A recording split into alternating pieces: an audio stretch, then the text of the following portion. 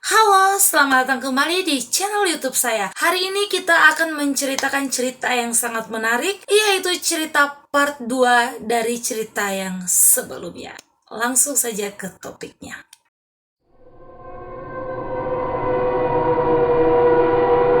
Di video yang sebelumnya, kita sudah membahas tentang misteri yang berkaitan dengan sejarah nyata yang ditinggalkan Perang Dunia Kedua. Nah, di video kali ini kita akan membahas tentang kisah mistis atau gaib yang ditinggalkan Perang Dunia Kedua.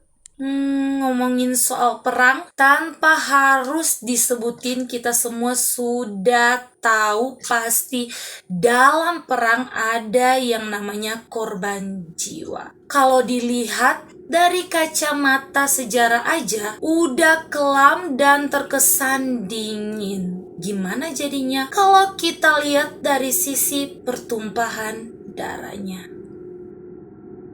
Menurut teman-teman yang percaya sama roh atau makhluk astral, pasti kalian udah bisa ngebayangin kan ada berapa banyak jiwa yang tersesat dan mati penasaran di dalam perang. Apalagi di Perang Dunia Kedua. Masa di mana terjadinya Holocaust dan pembantaian di mana-mana. Langsung saja kita ke ceritanya.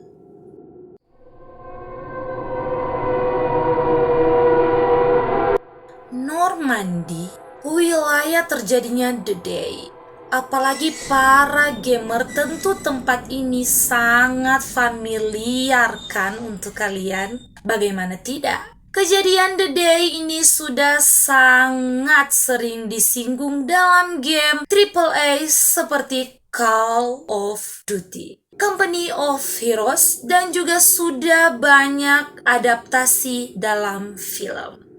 Konon katanya ada sebuah keluarga yang mengunjungi Normandia dan melihat beberapa situs Perang Dunia Kedua di Prancis. Nah, sesampainya di rumah, anak perempuan yang tentunya masih terlalu kecil untuk mengetahui apa itu Perang Dunia Kedua mengatakan bahwa ketika berada di bunker, dia melihat segerombolan pria layaknya tentara. Para pria itu digambarkan ada yang berjongkok, bersembunyi, dan merunduk.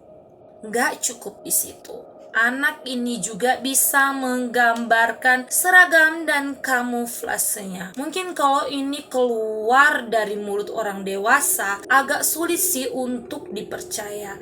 Tapi ini yang ngegambarin adalah anak kecil umur 7 tahun.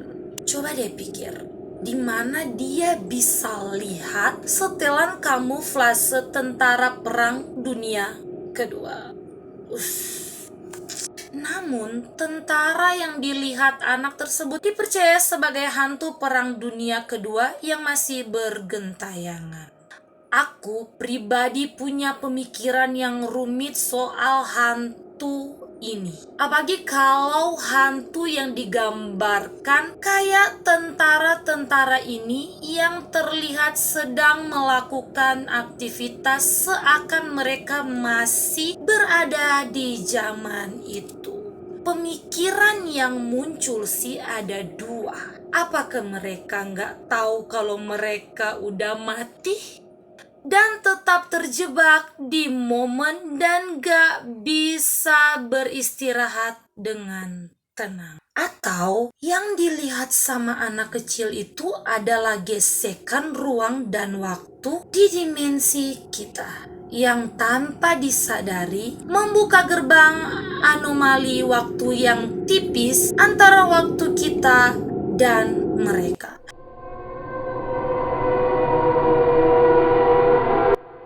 Bandara Saipan yang terletak di Kepulauan Mariana Utara adalah salah satu destinasi wisata historikal yang memiliki peminatnya sendiri. Di pulau yang selama Perang Dunia Kedua direbut Amerika dari Jepang ini, sebelumnya telah membangun sebuah bandara yang di dalamnya terdapat bunker anti bom. Sempat ada seorang wanita yang berkunjung ke sana dan mengaku melihat hantu tentara Jepang di salah satu bunker yang ada.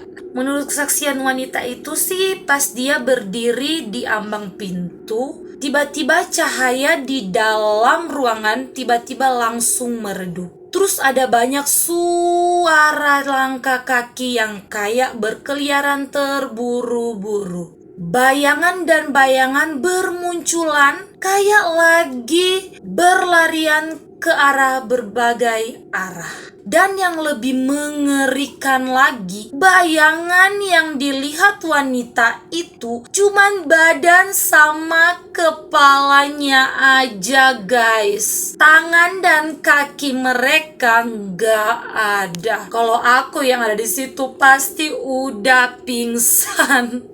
Aku sih kebayang gimana suasana dan atmosfer di dalam ruangan itu. Pasti kesan yang akan datang pertama kali langsung bingung, tapi dibalut sama rasa takut.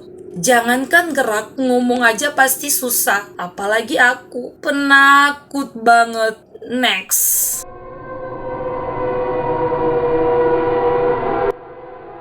Pearl Harbor tentunya adalah tragedi yang sangat besar dan meninggalkan luka yang besar untuk Amerika dan dunia. Di kejadian yang merenggut nyawa yang sangat besar ini, tentunya meninggalkan kisah dingin berbau mistis. Jadi gini guys, setelah Perang Dunia Kedua ini berakhir, orang-orang sering mengaku ngelihat pesawat hantu. Biasanya yang dilihat itu jet tempur yang tiba-tiba ngilang gitu aja. Salah satu yang paling terkenal dan mengerikan terjadi pada 1 tahun setelah serangan Pearl Harbor. Pangkalan armada Angkatan Laut Amerika Serikat yang dibombardir Jepang pada 7 Desember 1941. Tanggal 8 Desember 1942, tiba-tiba radar Angkatan Darat Amerika Serikat mendeteksi pesawat yang masuk ke radar mereka. Karena pesawat itu mengarah ke Jepang, 2 pilot diutus nyelidikin kemunculan pesawat misterius itu. Pas kembali ke pangkalan, para penerbang itu mengaku bahwa mereka ngelihat jet tempur Amerika Serikat P-40 dalam kondisi babak belur atau hancur.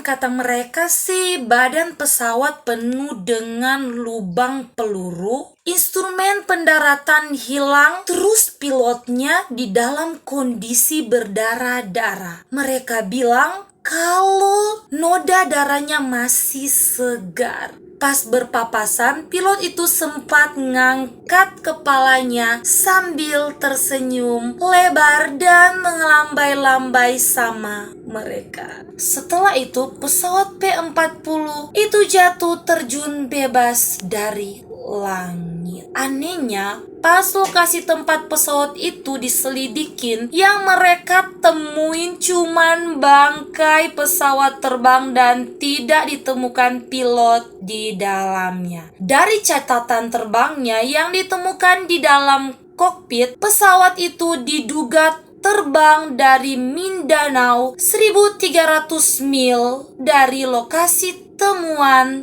bangkai.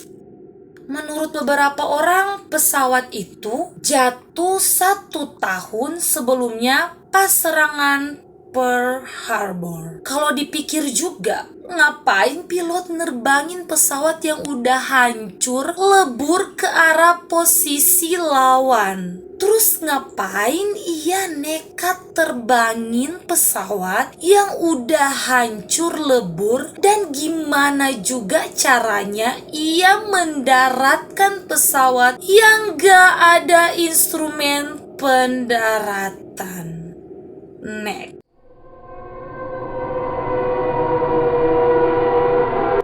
Guys, yang ini datang dari cerita tanah air kita. Cerita yang ditinggalkan oleh ganasnya masa penjajahan Jepang. Pastinya banyak yang tahu. Sebagai orang Indonesia, kita semua pasti tahu gimana kejamnya tentara Jepang pada masa penjajahan. Banyak sekali aksi perbudakan di mana-mana atau lebih dikenal dengan Roh Musa. Pada 1945, pasukan sekutu berhasil mengusir Jepang dari Kalimantan. Alih-alih menyerahkan para tawanannya, pasukan Nippon justru memaksa para tawanan perang untuk berbaris menempuh jarak 160 mil dari Sandakan menuju Ranau. Begini nih guys, tahanan-tahanan ini berbaris dalam kondisi yang sudah sangat payah. Pokoknya udah lemah karena kehabisan tenaga, terus kelaparan lagi. Dengan bertelanjangkan kaki, para tahanan ini dipaksa untuk melintasi bukit dan lembah. Siapa yang rubuh karena kelelahan dibiarkan merenggang nyawa. Sadis banget, untungnya kita nggak lahir pada tahun itu. Konon para tawanan terpaksa menjadi kanibal karena memakan temannya sendiri yang udah tewas. Ada lebih dari 3.600 orang Indonesia dan Filipina yang diperbudak dan 2.400 tawanan perang tentara sekutu. Kebanyakan dari tentara Australia tewas, hanya 6 tentara Australia yang selamat. Pada tahun 2010 yang lalu, pensiunan tentara Inggris Mayor John Tulloch napaktilas ke rute maut para tawanan. Sejumlah foto ia abadikan, tapi dari semua foto yang diambil ada satu foto yang mempunyai citra yang mengerikan. Ada bayangan samar kerangka bungkuk yang berbaris. Kata John, kami sedang berkendara sepanjang rute maut yang mengambil sekitar 200 gambar lewat kamera digital, seperti yang dimuat pada Daily Mail Kamis 27 September 2012.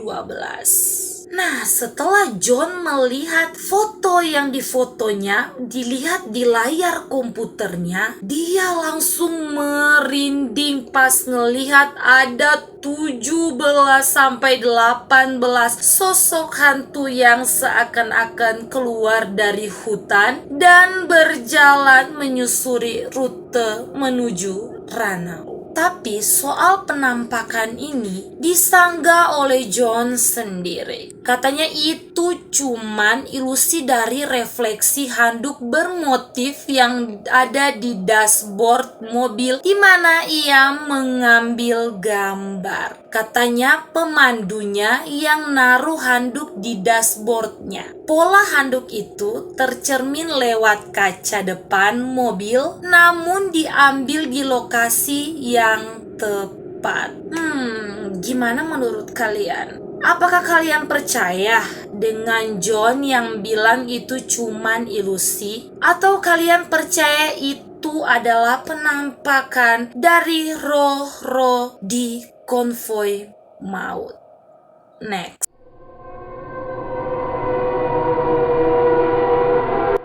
Diplomat hotel di Baguio City, Filipina, awalnya adalah sebuah biara pada tahun 1900-an. Selama Perang Dunia Kedua, tentara Jepang menyerang biara dan memancung semua pendeta dan biarawati. Emang tentara Jepang pas masa ini kejam banget ya. Terlampau kejam malahan. Mereka mengubah bangunan tersebut menjadi sebuah sanatorium. Pasca perang, bekas biara itu diubah menjadi hotel. Namun sejumlah tamu melamporkan penampakan aneh berupa bayangan hitam. Sosok hantu perempuan berpakaian putih juga kerap menghantui para tamu hotel. Tamu juga mengaku mendengar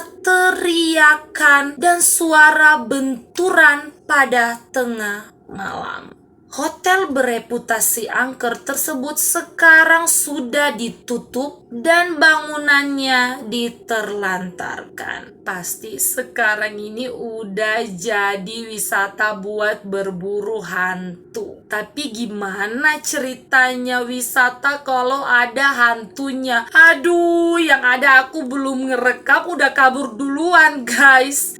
Nah, itulah cerita tentang peninggalan mistis yang ditinggalkan oleh Perang Dunia Kedua. Gimana?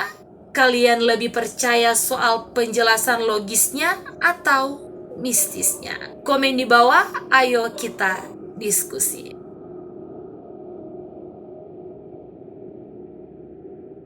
Oke, terima kasih telah menonton video saya hari ini. Semoga video saya memberikan kesan yang menyenangkan buat kalian. Jangan lupa di like, komen, subscribe, dan jangan lupa juga nyalakan loncengnya agar kalian bisa mendapatkan berbagai cerita menarik lainnya dari saya. Dan tidak lupa, terima kasih sudah menonton cerita saya dari part 1 sampai part 2. Saya Mega, sampai jumpa.